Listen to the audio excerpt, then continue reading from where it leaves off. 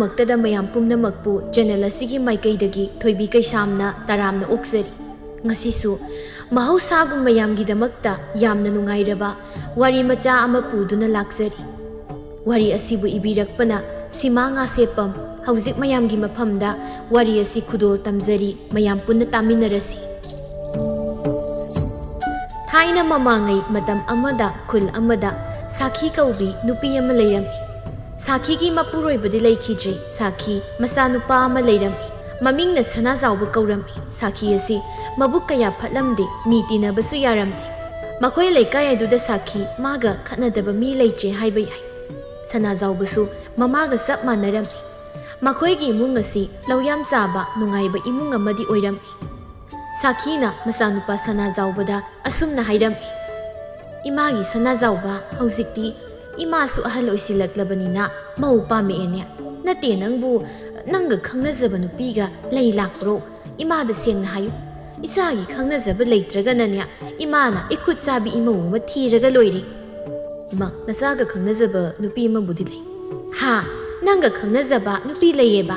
ꯑꯗꯨ ꯑꯣꯏꯔꯕꯗꯤ ꯑꯊꯨꯕꯗ ꯄꯨꯁꯤꯜꯂꯛꯅꯕ ꯇꯧꯔꯣ꯫ ꯑꯗꯣ ꯏꯃꯥꯗꯤ ꯃꯆꯤꯟ ꯀꯟꯕꯤ ꯃꯧꯗꯤ ꯄꯥꯝꯗꯦ꯫ ꯍꯌꯦꯡ ꯑꯩꯅ ꯉꯥꯡꯕꯗ ꯑꯩꯒꯤ ꯆꯤꯟꯊꯛꯇ ꯍꯪꯒꯠꯅ ꯈꯨꯝꯂꯣꯏꯗꯧꯕꯤ ꯃꯧ ꯄꯥꯝꯃꯤ, ꯂꯥꯏꯔꯕ ꯅꯨꯄꯤ ꯑꯣꯏꯔꯁꯨ ꯀꯔꯤꯁꯨ ꯀꯥꯏꯗꯦ꯫ ꯏꯃꯥ, ꯑꯗꯨꯒꯤꯗꯤ ꯅꯆꯥꯒ ꯍꯧꯖꯤꯛ ꯈꯪꯅꯔꯤꯕ ꯅꯨꯄꯤꯗꯣ ꯏꯟ ꯇꯞꯄꯗ ꯃꯈꯣꯏ ꯈꯨꯜ ꯑꯗꯨꯗ ꯍꯥꯏꯅꯔꯤꯕꯅꯤ, ꯃꯈꯣꯏ ꯏꯃꯨꯡꯗꯣ ꯌꯥꯝꯅꯁꯨ ꯋꯥꯏ꯫ ꯐꯔꯦ, ꯑꯗꯨꯕꯨ ꯑꯣꯏꯔꯗꯤ ꯍꯌꯦꯡꯃꯛ ꯄꯨꯔꯛ꯫ ꯑꯁꯨꯝꯅ ꯃꯃꯥ ꯃꯆꯥꯗꯨ ꯋꯥꯔꯤ ꯁꯥꯟꯅꯔꯝꯃꯤ꯫ ꯁꯣꯝꯗ ꯊꯣꯏꯅꯨ ꯐꯤ ꯁꯥꯗꯨꯅ ꯂꯩꯔꯝꯃꯤ꯫ ꯊꯣꯏꯅꯨ ꯑꯁꯤ ꯁꯨꯕ ꯅꯣꯝꯕ ꯌꯥꯝꯅ ꯀꯜꯂꯤ꯫ ꯊꯣꯏꯅꯨꯒꯤ ꯃꯃꯥꯒꯤ ꯃꯃꯤꯡꯅ ꯂꯩꯃꯇꯣꯟ ꯀꯧꯔꯝꯃꯤ꯫ ꯊꯣꯏꯅꯨꯒꯤ ꯃꯄꯥꯗꯤ ꯂꯩꯈꯤꯗ꯭ꯔꯦ꯫ ꯊꯣꯏꯅꯨꯒꯤ ꯃꯌꯥꯝꯕ ꯑꯃ ꯂꯩꯔꯝꯃꯤ, ꯃꯃꯤꯡꯅ ꯏꯕꯣꯍꯜ ꯀꯧꯔꯝꯃꯤ꯫ ꯏꯕꯣꯍꯜ ꯅꯨꯄꯤ ꯊꯤꯔꯦ꯫ ꯏꯕꯣꯍꯜꯒꯤ ꯅꯨꯄꯤꯒꯤ ꯃꯃꯤꯡꯅ ꯑꯁꯪꯕꯤ ꯀꯧꯔꯝꯃꯤ꯫ ꯑꯁꯪꯕꯤ ꯃꯕꯨꯛ ꯌꯥꯝꯅ ꯐꯠꯂꯝꯗꯦ꯫ ꯑꯁꯪꯕꯤꯅ ꯃꯅꯦꯝ ꯑꯣꯏꯔꯤꯕꯤ ꯂꯩꯃꯇꯣꯟꯒ ꯊꯣꯏꯅꯨꯒꯕꯨ ꯅꯨꯡꯁꯤꯔꯝꯗꯦ꯫ ꯏꯕꯣꯍꯜꯁꯨ ꯅꯨꯄꯤꯅ ꯉꯝꯂꯝꯃꯤ꯫ ꯅꯨꯡꯊꯤꯜ ꯑꯗꯨꯗ ꯊꯣꯏꯅꯨꯅ ꯐꯤ ꯁꯥꯕꯒꯤ ꯃꯈꯣꯜ ꯑꯗꯨ ꯇꯥꯕꯗ ꯑꯁꯪꯕꯤꯗꯨ ꯁꯥꯎꯅ ꯏꯃꯨꯡꯗꯒꯤ ꯊꯣꯛꯂꯛꯏ꯫ ꯍꯦ,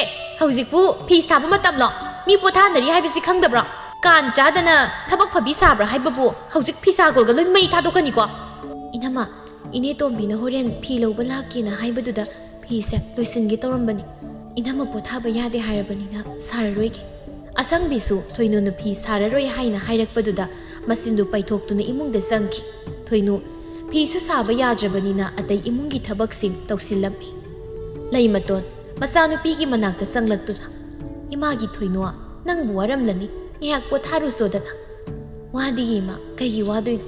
ꯅꯨꯡꯊꯤꯜ ꯇꯨꯝꯁꯤꯟꯕꯗꯣ ꯅꯨꯃꯤꯗꯥꯡ ꯇꯨꯝꯕ ꯌꯥꯗꯦꯅ ꯇꯧꯕꯅꯤ꯫ ꯈꯪꯗ꯭ꯔꯦ ꯇꯧꯗꯣꯏꯁꯦ꯫ ꯅꯕꯨꯡ ꯑꯃ ꯂꯩꯔꯤꯁꯤꯁꯨ ꯅꯨꯄꯤ ꯊꯤꯗ꯭ꯔꯤꯉꯩꯗꯗꯤ ꯐꯅ ꯐꯔꯝꯕꯅꯤ꯫ ꯍꯧꯖꯤꯛꯇꯤ ꯅꯨꯄꯤ ꯍꯦꯛ ꯊꯤꯕꯗꯒꯤ ꯃꯃꯥ ꯃꯆꯜ ꯅꯨꯡꯁꯤꯕ ꯐꯥꯎꯈꯤꯗ꯭ꯔꯦ꯫ ꯏꯃꯥ, ꯌꯥꯔꯦ ꯇꯣꯛ, ꯅꯆꯥ ꯀꯩꯁꯨ ꯋꯥꯗꯦ꯫ ꯑꯁꯨꯝꯅ ꯃꯃꯥ ꯃꯆꯥꯗꯨ ꯋꯥꯔꯤ ꯁꯥꯟꯅꯔꯝꯃꯤ꯫ ꯃꯊꯪꯒꯤ ꯅꯨꯃꯤꯠꯅꯤ ꯁꯅꯥꯖꯥꯎꯕꯒ ꯊꯣꯏꯅꯨꯒꯗꯨ ꯎꯅꯗꯨꯅ ꯋꯥꯔꯤ ꯁꯥꯟꯅꯔꯝꯃꯤ꯫ ꯁꯅꯥꯖꯥꯎꯕꯅ ꯊꯣꯏꯅꯨꯗ ꯑꯁꯨꯝꯅ ꯍꯥꯏꯔꯝꯃꯤ, ꯊꯣꯏꯅꯨ, ꯍꯧꯖꯤꯛꯇꯤ ꯑꯩꯈꯣꯏꯅꯤꯁꯨ ꯃꯅꯨꯡ ꯃꯇꯝ ꯆꯞ ꯆꯥꯔꯦ꯫ ꯏꯃꯥꯅꯁꯨ ꯃꯃꯧ ꯄꯥꯝꯃꯤ ꯍꯥꯏꯗꯨꯅ ꯑꯗꯨꯝ ꯂꯩꯔꯤ꯫ ꯑꯗꯨꯅ ꯊꯣꯏꯅꯨ, ꯑꯩꯈꯣꯏꯅꯤ ꯉꯁꯤ ꯆꯦꯜꯂꯁꯤ꯫ ꯇꯥ ꯁꯅꯥꯖꯥꯎꯕ, ꯉꯁꯤꯃꯛ ꯆꯦꯟꯕ ꯍꯥꯏꯕꯗꯨꯗꯤ ꯊꯨꯃꯜꯂꯤ, ꯃꯇꯝ ꯈꯔ ꯂꯩꯈꯤꯁꯤ꯫ ꯈꯪꯗꯦ, ꯑꯩꯗꯤ ꯏꯃꯥꯗ ꯉꯁꯤ ꯅꯪꯁꯤ ꯌꯨꯝꯗ ꯄꯨꯔꯛꯂꯗꯕꯅꯤꯗꯅ ꯍꯥꯏꯔꯝꯂꯕꯅꯤ꯫ ꯑꯁꯨꯝꯅ ꯁꯅꯥꯖꯥꯎꯕꯅ ꯇꯛꯄꯗꯒꯤ ꯁꯅꯥꯖꯥꯎꯕꯒ ꯊꯣꯏꯅꯨꯒ ꯆꯦꯜꯂꯝꯃꯤ꯫ ꯁꯣꯝꯗ ꯂꯩꯃꯇꯣꯟꯗꯨ ꯐꯅ ꯊꯦꯡꯂꯕ ꯐꯥꯎꯕ ꯃꯆꯥꯅꯨꯄꯤ ꯍꯜꯂꯛꯇꯕꯗꯨꯗ ꯄꯥꯈꯠꯆꯔꯝꯃꯤ꯫ ꯇꯥꯟꯖꯥꯗꯨꯗ ꯏꯕꯣꯍꯜ ꯃꯥꯁꯨ ꯊꯕꯛ ꯍꯜꯂꯛꯂꯝꯃꯤ꯫ ꯂꯩꯃꯇꯣꯟ ꯃꯆꯥꯅꯨꯄꯥꯕꯨ ꯎꯕꯗ ꯑꯁꯨꯝꯅ, ꯑꯆꯧꯋꯥ, ꯅꯪ ꯍꯜꯂꯛꯂꯦꯗꯅ, ꯅꯆꯥꯅꯨꯄꯤꯗꯣ ꯍꯧꯖꯤꯛ ꯐꯥꯎꯕ ꯌꯨꯝꯗ ꯍꯜꯂꯛꯇꯦ꯫ ꯅꯪꯕꯨ ꯑꯁ꯭ꯋꯥꯏ ꯐꯥꯎꯕ ꯌꯦꯡꯂꯨꯒꯦꯔꯣ? ꯏꯕꯣꯍꯜꯅ ꯈꯨꯝꯒꯦ ꯇꯧꯔꯤꯉꯩ ꯇꯥꯟꯖꯥꯗꯨꯗ ꯑꯁꯪꯕꯤ ꯊꯣꯛꯂꯛꯇꯨꯅ ꯑꯁꯨꯝꯅ ꯍꯥꯏ, ꯀꯩꯗꯧꯕꯒꯤ ꯌꯦꯡꯗꯣꯏꯅꯣ? ꯃꯥꯕꯨ ꯑꯉꯥꯡꯂꯣ? ꯌꯨꯝ ꯈꯪꯗꯕ꯭ꯔꯣ? ꯅꯨꯄꯥ ꯅꯪꯁꯨ ꯍꯜꯂꯛꯂꯕꯗꯤ ꯏꯃꯨꯡꯗ ꯀꯣꯛ ꯆꯪꯕꯤꯔꯛꯄ ꯌꯥꯗ꯭ꯔꯣ? ꯍꯣꯏ ꯅꯨꯄꯤ, ꯆꯪꯉꯒꯦ꯫ ꯏꯕꯣꯍꯜ ꯃꯃꯥꯗ ꯃꯣꯟꯁꯤꯟꯗꯨꯅ, ꯏꯃꯥ, ꯃꯥꯏꯍꯟꯖꯔꯛꯀꯅꯤꯗ꯫ ꯑꯁꯤ ꯍꯥꯏꯔꯝꯗꯨꯅ ꯏꯕꯣꯍꯜ ꯏꯃꯨꯡꯗ ꯆꯪꯈꯤꯔꯝꯃꯤ꯫ ꯂꯩꯃꯇꯣꯟ ꯃꯆꯥꯅꯨꯄꯥꯅ ꯆꯪꯈꯤꯕꯗꯨ ꯋꯥꯔꯧꯅ ꯌꯦꯡꯗꯨꯅ ꯃꯆꯤꯟꯗ ꯇꯞꯅ ꯑꯁꯨꯝꯅ ꯍꯥꯏꯖꯩ, ꯏꯃꯥꯒꯤ ꯑꯆꯧ, ꯅꯪꯒꯤ ꯊꯃꯣꯏꯗ ꯅꯃꯥ ꯑꯃꯗꯤ ꯅꯆꯜꯕꯨ ꯅꯨꯡꯁꯤꯕ ꯃꯆꯦꯠ ꯑꯃꯠꯇ ꯐꯥꯎꯗ꯭ꯔꯕꯀꯣ? ꯂꯩꯃꯇꯣꯟ ꯐꯝꯗꯨꯅ ꯂꯩꯕ ꯉꯝꯗ꯭ꯔꯗꯨꯅ ꯃꯆꯥꯅꯨꯄꯤ ꯊꯣꯏꯅꯨꯕꯨ ꯊꯤꯕ ꯊꯣꯛꯂꯛꯂꯝꯃꯤ꯫ ꯊꯣꯏꯅꯨ ꯃꯥꯅ ꯃꯌꯨꯝꯗ ꯍꯜꯂꯛꯇ꯭ꯔꯕꯗ ꯃꯃꯥ ꯑꯣꯏꯕꯤ ꯂꯩꯃꯇꯣꯟ ꯃꯥꯗꯤ ꯃꯆꯥꯕꯨ ꯀꯔꯥꯏꯗ ꯂꯩꯔꯝꯒꯅꯤ, ꯐꯠꯇ ꯅꯨꯡꯗ ꯊꯣꯛꯂꯝꯒꯗ꯭ꯔꯥ ꯍꯥꯏꯅ ꯄꯥꯈꯠꯆꯔꯝꯃꯤ꯫ ꯅꯨꯃꯤꯠ ꯑꯗꯨꯃ ꯂꯩꯃꯇꯣꯟ ꯆꯥꯛ ಚಾರꯝದೆ. ಇಬುಹಲ್ಗ ಅಸಂಬಿಗದಿ ngಾ ಥೋಂದುನ ಚಾರಮ್ಮಿ. ಇಬುಹಲ್ ಮಸನುಪಿ ಹಲಕ್ತೆ ಹಾಯ್ಬಗಿ ನುಂಗಾಯ್ತಬ ಕರಿಯಂತ ತೌರಮ್ದೆ. ಮಥಂಗಿ ನುಮಿತ್ನಿ ಸಾಖಿ masana nupi purakpaduda haraurami. Sakhina laikaigi ahal ahumkhak pau haidokpa chatnaba tharami. Ahal sing adusu Thoinugi mayum thiduna laklammi. Thoinugi mayum yaurabada ahal ahumdugi maraktagi ahal amana wa haudorai. Bema ngarang ibemagi isanupi Thoinudu sagaigi isanupa amana puduna lakli. Aduna kari karam tausige haidana laksabani. Tada makhoi manung matam loina sari. Adu tada horendo kharangan hek thinbiro. Luhong khongdong bagi matamdi sagaigi ahal singa tanaraga konamuk haijaraklagi. Asang bisu maniam nahari basingdu tai. Asang bi Thoinu luhong labadi moida sel putu o hairaklani haiduna asum na hairai. Karigi thilaktoino thilanu imungi phibam su yengda yamna sening labadi moigi thokpadumak tawjakhrasan. Laimaton mamau nupida yengduna mawa nangna haibudubu karino senba songba haibasidi hauna san. Ibo halsu magi nupigi misang sangduna ima nasasu namong na hairibase yaningi. Hauji imung asigi oiriba phibam asida ichalbu luhong haibase ngamo aduna nupa mayumna thokpa tawjakhrasan. Ibo hal nupa rongi mido onsinduna ma moigi thokpa tawbikro. Laimaton manadi laiba laitaba masanupibu luhong ninglammi. Adubu masaga mamaugana luhongba ngamloi hairabada laimaton masu karisu hairamde. Nupa mayumgi ahalsing adusu halaklammi. Halakpaga pau pumba nupi mayumda tamlammi. Sakhina masanupaga mamaugabu luhonglammi. Luhong nonganbagi ayukni Sakhina haugalakpada Thoinudu lamtaiduna leirammi. Sakhina laurai. Hey, mi thulai khanglabadi waitei nurado nadungna lotpa yadro. Yaurakpaga waitei nurado ga hana mayuk narabanina daw thungam ta yararoi. Thoinu itap tapna. Ima namaudi ima thoklai haiba khangjauchi. Mathangdagidi namit nanado khra singu loisilu waitei bado chakna thongu ai thabak chatkadabani. Hoima Thoinu sulam taibadu loisinduna irumai thajaduna maira langlammi. Loiraduna sakhumna sangduna chak thongnaba tawrammi. Manemna thabak chatkani haibaduda chaktu sasat thonglammi. Ngayaki matung chaksu loiraduna chaktu thirammi. Thoinu manemga mapuroibagabu chak chanaba haiduna kaurammi. Sakhiga sana jawbagasu chak chaba sanglai. Sakhi insang yauriba tengkot aduda yenglubada kangsoi oirambaduda mamaido haiphet suktuna. Mawa nangna insang thongdringaida aingonda hana hanglamba yadro nati sibu kanana sani na thongliba kangsoino haibanida. Sana zawba masu mamabu thembagi mahut magi loinabi Thoinudu oina asumna hairai. Nupi nangbu chak thongdringaida imagi saningba insang hanglaga thongba yadro. Matungdagi imana saningbudo hanglaga thong. Hoi nupa. Asumna chaktu sarammi. Kangsoidu yamna haurammi. Ngasai saningdi haikhiba sakhidu magi haplamliba sak mayamdu loina sarammi. Chak tokladuna mama masadu haugatkre. Thoinuna lukhak sagummadu sengzillammi. Asumna matam khara haukre Thoinudu manemga mapuroibaga yanaba satpada awaba amadi oirammi. Thoinusu thaliplammi. Sakhina mamauda asumna hairammi. Mawa aidi isu nupa oina pami. Aduna nang nupa pokadabani. Nupi pokpa karisu kanaba nate. Wai sindabani. Aduna imadi nupi pamde nupa pami. Ima aina isa nupa pokningi haiduna hekta pokpa yaba nate. Isormana tambiramdradi aikoina pokninglasu pokloidoribani. Isorna tamba tamdaba khangde aigidi isu nupa ama pidaba yaroi hairibasi. Asi airamduna sakhi imungda sangki Thoinu madi manemgi wakhalondu yaninglamde. Aduna mapuroibada asumna hairammi. Nupa aidi imana hairibase yaningde. Imana kari hairage nupi. Nupa pokpa pami nupi pokpa pamde haidana hai masi ai yaningde. Hausiki matamda nupi nupa chap manarabani. Nupi aisu nupa pokpa pami. Nupi poklaga kaidongnadoino aigi sagai mutanaba nupa pokpa pami. Thoinu madi mapuroibaga manemgagi wakhalonadu yaninglamde. Asomda laimatona masanupada asumna hairammi. Asauba nasando makum matha sure haina tai nasan nupido ta lokhat pirasi. Ima karaidagi sel lokhatui isalbu lokhat bhaibase sel sang magi awun potsu pidaba yar. Awun pot tudi ekoina ngamlaba kanda piraga loire sangthok sangsin yanaba lokhat pirasi. Asang mina phat haire. Imana hairibado yaroida lokhatlaga awun potsu pidradi mina ngangnagadaw mayamdo imasu amta khanduna yengbi. Ima, namong nupina haribase asumban. Mina ngangnabadu pamte. Aisu iseldo nungsi. Aini na laukhatninglibani. Aduda sel paidabasti tawbani. Masa mamaw na haribadu tabada leimaton mathamoida masa mamawbu warauzarami. Thoinu sumakum matha suraduna tekta kaidana masa nupi ama unarami. Nupi pokpaduda sakhiga sanazawbagadi mai hauba makai saurami. Sakhi mamawgi manakta sangaktuna mamawda sumna hairami. Ay, minay nubiya. Nangonay na kari hay. Nupi pokpa yaroi, nupa pokadabani hay na hayba natro. Aduga karigi nangna nupi poklibado.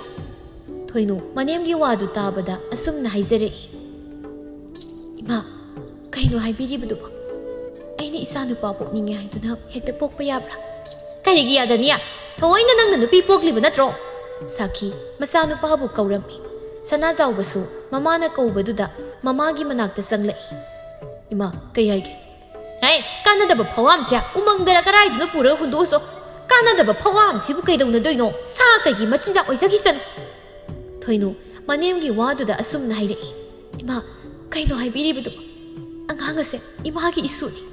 Sakhi sauna. Kanadaba phawam aduba isuni kanbadi ngamoy. Chabating na bani. Piklingay sida hatok hawba na pani. Imagi sanazawba nang kari yengli. Ang hangase, hundok uso hayba natro. Thoinu kara saurap na. Imabu kara manupin atak pinung silaitab. Hati imabu miro sar. Mama oibi aigi ipamda. Isabu setu na puki bayar. Ayibu sara kai. Imagi sanazawba nangi nupi na hariba mayam siya tara pawba. Nang natumina lairiba do karigino. Nangi nupi si puba yadro. Sanazawba masu mama na hariba ni sadana. Inaw riba thoinubu purami. Nang gumbi mana aigi mada adum na haibiyab. Ha? Asi haiduna mamayduda on-onduna kupang na thazili. Numit asidagi mama masa ani sangduna thoinubu otpa naiba phuba saiba kaya ama taurami. Thoinu warabasu magi laibakta tamlambani khanduna awaba kaya do khanglammi. Thoinuna masanupi adugi maming Laiza haina nungsina tholami. Sakhiga sanazawbagadi Laizabu hana yenglamde. Laiza poklaba matung thoinugi mabungna thoinubu laukhatlammi. Thoinu laukhatpa ikui-ikuidana leimatonsu taibang pau thadokirami. Asumna matam haukibana Laizasu sahi taruk hairakli. Sakhi masu mamawbu masunupa piba ngamde haiduna otpa naiba hena hengalaklammi. Thoinu mapuroibu oiriba sanazawba manasu hanna yengbiramde. Nomagi namitni thoinu chak thongli. Nakandana Laizadu phamduna mamana sak thonglibadu yengli. Laizana mamada sumna hairami. Ima, kaigino pabaga bokana ayubada adum sawrisya. Aingondasu adum thi na ngangi. Pabada aina paba kaubada mangonda paba kaurokano hairi. Ima, ay sinupa oina poklamlabadi pabaga bokana ay bunong sibiramgani kwa. Aina nupi oina pokpagi pabaga bokana ay bunong sidribani kwa. Thoinu masabu mathada konsinbiduna ipagi Laiza. Chakina ay baksa uthokpasu thina tapiramida ko. Asi haiduna thoinudu kaplami. Laiza mamana kappadu ubada. Ima, kaigi kappino, kapkano. Ima na kappado ay nungaiti. Thoinu mapitu taithokduna. Ima kapti. Isasak lamamani. Ipasak no silaklagi. Tanjaduda sakhidu sanglai. Sakhi saung. Ay, minay nubiya, sak thong babu. Aduk yam na kuibran he. Nati nangidubu sak thong liro. Natraga nung put liro. Nangon na aina tabak jatgani chak na thongoy ta na hayba natraba. Thoinu ipapakhatna. Ima loidore. Singse chakdadana khara kuina sangkhre. Nachindi nang na ngamnaba khumi. Bema nang si ikaiba na khangjiba. Isunu pa amatta phawba piba ngamdaba. Yum masidaga ne laibiranu. Sakro haybasu yade. He hairuraga na kapsin na dogi tawraga lay. Asumna sakhi ngangba yaba nganglamduna thoki. Nomagi namitni sanazawbado ayengbi kaubi nupi ama puduna laklammi. Thoinu mapuriba na nupi mapuduna lakpadu ubada. Moy mapa kanano moy mapa na purakliba nupi sibo. Sanazawba thausadana. Mase aigi nupi oinaba aina yumsda puduna laklibani. Thoinu mapuriba bu waraw na yengduna. Moy mapa na haibiribadu bu kari. Ayema layna layna nupi atopa mapurakliba sibu haunaba. Haunaba haunadaba ay khangde. Nang pamdra haiduna aina mabu yum masida puraklibani. Nangbu kari kanarigi ha aina pambi isanu pa amatasu piba ngamdaba. Ngangnaribadu taraduna sakhi su thoklaklammi. Sakhi masana nupi mapuduna laklibadu ngangbagi mahut mano oina harauna aigi isa nupa sia onthokna nupa thokre imasu nupi mathina ba haige haidana tawramlibani onthokna suwa khangkhre da ko aigi isa nupa sia haima imaudi masak phajariba aidi onthokna nungsire da ayeng bisu sangsin-duna manemda khurumi sakhi ayeng bibu nuksina haugatpiduna yare haugatlo imausidi imagi sanazauba imausi waramlani kada pusilu hoima sanazauba ayeng bibu makhoi kada pusinduna sangki thoinu sakhi da yengduna masin paisilamduna satki thoinu kaptuna lehaurami asumna ayeng bi lakpadagi thoinu bu otpanai bisu hengalaklami matamna sumhaukibana ayeng bisu thaleplami sakhina amaibi kauduni yenghanbada ayeng bina naupuriba angang adu nupani haina hairaklammi wadu tabada sakhi madi haraubana buktoiba loire sakhi amadi sanazaubana ayeng bibu yam luna sana tawrami ayeng bi masu mapuroiba madi manemna luna sana tawre haibagi matik masada napal karami nungthil amani thoinu phi suduna leirami ayeng bi phiyam ama puduna thoraktuna thoinu da asumna hai minai nubiya aigi phisingse asigi numita kangnaba sugadaban ayingbi nangna hairibado ise tabada nungaiti che phi khrasi yaubiyo hairaga loire maduda aina yauroi nate minai nubi haibabu minai nubi haiban saubra kain ayingbi ai sinangidi nathaki halni waraktabagi wangang sangangdo ngangat ayingbi sau kariya aibu waraktabi kaina iche nama asibaduna kaya waraklamagi isebo ha khangaude thoinu ayengbi mamaida khupakna tharami ayengbi makhazai du paisinduna thoinu da sauna yengli sakhi su imungdagi thoklakpada thoinu na ayengbi mamaida khupakna thabudu uhaurami sakhi sauna sanglaktuna asum aran hangdabi thoinu bu phuba hauraklammi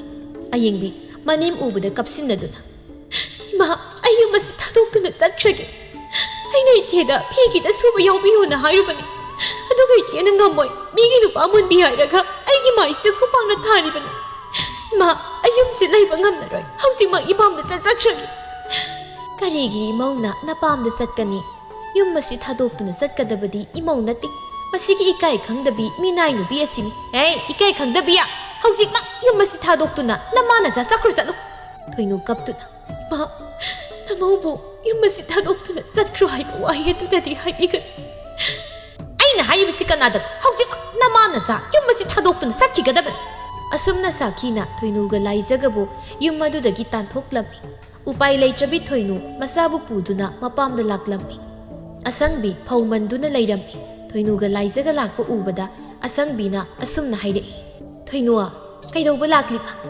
inama imai changasidagi yum masida leirage haiduna laklabani asangbi thoinugi waduda mamit lauktoktuna kaibausigido ngasidagi yum masida leirage haiduna laklabaneba mitop noidi lairdana aikhoi phawba leifam leitra kansida chalo leifamga leite asia haiduna asangbidu imungda sangkhirami thoinu masabu puduna thoklai thoinu masabu puduna umanglomda laklami umang mayada yum ama leirami yum madu landuna satpada yum madudagi ahal amana nahebadu makhol taraklami ising kanano mata ibu ising khazikta pithakphiyo ahal aduna hairibadu tabada mama masadu yum maduda sanglai ure yum yai ka aduda solaba ahal ama tumduna leiribadu thoinu ahal adugi mataududa nungaitraduna ising thiduna ahal aduda pirami ahal adusu thoinu na pirakliba ising adu thaklami ahal adu ising thakpa loiduna thoinu ga laizagada yenglai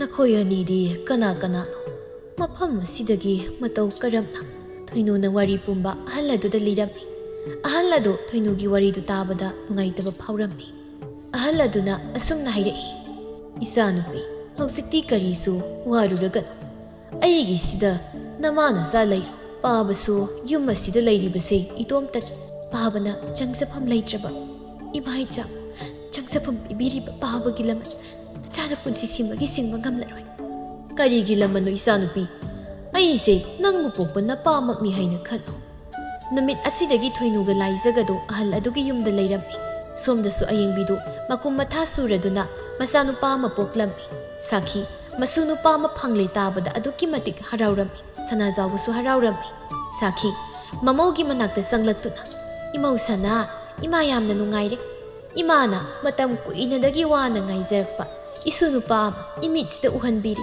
imagi sanazauba isugi ipansidi sak tawgadabani hausikti aisu isu nupagi mabok oiba phangzaredana asumna sakhina hairami asumna sakhina masugi ipal adu chak tawrami ngana haitharami sakhina masu nupa adugi maming tangna phangi haiduna atangba kaurami matamna sumhaukibana atangbasu pakhang phari tangba mama mapa mabokna magi apama pirabanina ngausinnaba mu oiraklami yu thakpana sinba ataya topa nisa kaya masu sarami mabok mama mapana ngangbada masil hangatna khumlami atangbasi yamna phattaba misak ama oiraklami nisa sasinduna nupi angangda karantaba migi nganu yen huranba mayam amasu tawrami somdana laiza su leisabi phari laiza ising sokpo laklami laiza di yamna pharami mamagi awabasu yamna khanglami laiza masak matau su yamna phajarami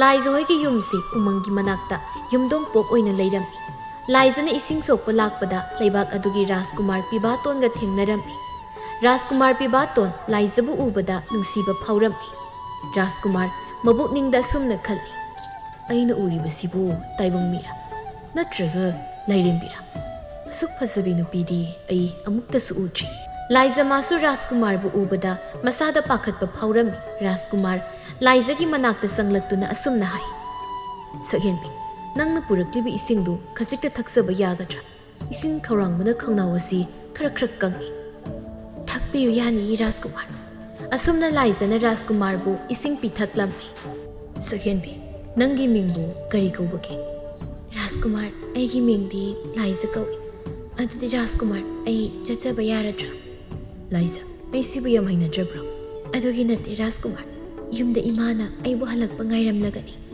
laiza nangbu ahanbu ubamaktada ai nangbu thamoi sengna nungsijaruri nangbu aigi taloi oirage haina khankhri nate Rajkumar haidi Rajkumar gini haibata matik yamna sadi aduna Rajkumar ga chanagadaba ma oina thibiyu Rajkumar laiza nangbu Rajkumar aigi oina phangjabadi aigi laibak phabani hayengmak aigi paning thau tharaktuna nangbu aigi damak haina halagi asi hairamduna Rajkumar satkhirami laiza masu nokmi tawduna Rajkumar na satkibadu yengduna lehawi somdana keso yamna saungna sanazawbagi manakta laklami sanazawba keso ubada tada lakpiri keso sauna sanazawba nangbu nasa nupa sikhara waro aigi nganu yen phanayam manu huranduna chathokib ngasisu aigi nganu labadu hurangi tawrambadagi aina phariban nangi nasani haibaduda khullai kai taktrabani tada ai matung hurandanaba nganglagi saubiba yade ko tada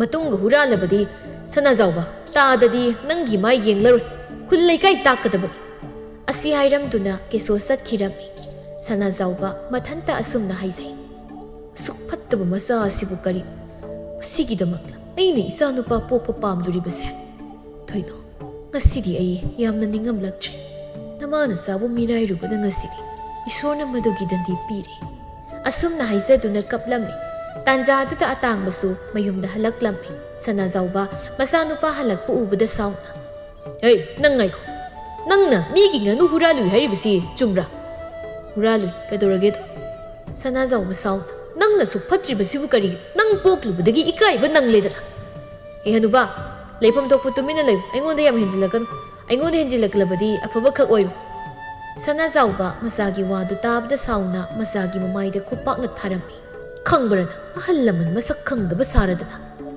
aingonda khutarba aduradi asi haiduna sangsinduna mapabu phui makhol adu tabda sakhiga ayingbiga su thoklai sakhiga ayingbiga sangdana khamdoi sakhi sauna atangba karigino nangna napada phuribadi masi pharasu phatrasu nangbu pokpa pabani paba oigera oiroigera aigi lambidi yelaklabadi loi hatokat sakhi sauna masugi mamaida khupakna thai waraktaba masasidi nangbu aikoina kayada luna sana tawruba yanubi nangna aigi maida khupakna tharaba asi haiduna atangbana mabok sakhibu laktana illi sakhidu mangolgi khongten aduda geisillam magok adudagi I mayam amasu thoklaklammi mataudu ubada sanazawbaga ayingbiga du pakatna sensili atangba madi thoksada imungda sangkhirammi Sanazaubana amaiba kauduna sakhi adubu yenghalli sakhi iyamna thokibaduna maram oiraga kanba ngamlamde Somdasu leibak adugi ningthaudu masanupagi laizabu hainaba laklammi Laizanasu yarabada luhongbagi numit leplammi asumna numit afhaba ma yengduna laizaga Rajkumarga luhonglammi Laiza hoiga laiminaramba ahal adusu ahalgi matam oibana taibangpal thadokhirammi Laizana mamabu konungda puraktuna thamlammi Somdana atangbana mamaga mapagada asumna hairammi Akhoi ni gasi gi numita yum asi thadoktuna chakhigadabani Image atangba karino nangna hairibdu solaba imaga nang pabagabo yum asi thadoktuna mafam karaida leiruga dawribadu ado ai khangde ukhongdara wakhongdara leirusu mafam asidadi leiba yaro asi haiduna atangbana ahal oiraba mamaga mapagabu yum adudagi tanthokhirammi upai leitraba ayengbiga sanazawbagadu makhongna puba lambida asum laklammi Makhoi ani afang masaduna yamna wana leirammi Nomagi namiti konungda Rajkumar pibaton amadi magi loinabi laizabu ningthauga maharaniga happagi konungda sak tawrammi Ayingbiga sanazawbagasu chak saba laklammi Sanazawbana sum yenglakpada thoinuna phajaba phirol set chaduna leibadu urammi Madu ubada sanazawba mamittagi mapi takhirammi Maharani laiza thoklaktuna mama thoinugi makong soktuna khurummi Maharani Laiza si magi masa Laiza duni haiba khangli Sanazawba mabuk ningda sumna khalli Maharani Laiza siri aina hana yengbi khijabi aigi isa Laiza oireko namana sadi landabanina Ishorna aphaba nongaiba ngakta pinabire nakoida lanuba idi ngasidi lambigi chakniba oiduna lele asumna nupi poi haiduna mirairuba Sanazawbadu Masanupana mayumdagi tanthoptuna mapunsi supa lambigi sakniba oiduna lenki atangba masu inkhol adu yonthoptuna thaktok chathoklaga sel leirektaba matamda mingondagi pochai huralami nongmadi huranba pharaduna mayam changduna phubada sirammi laizadi pibatona luna sana tawduna nungaina leikhirammi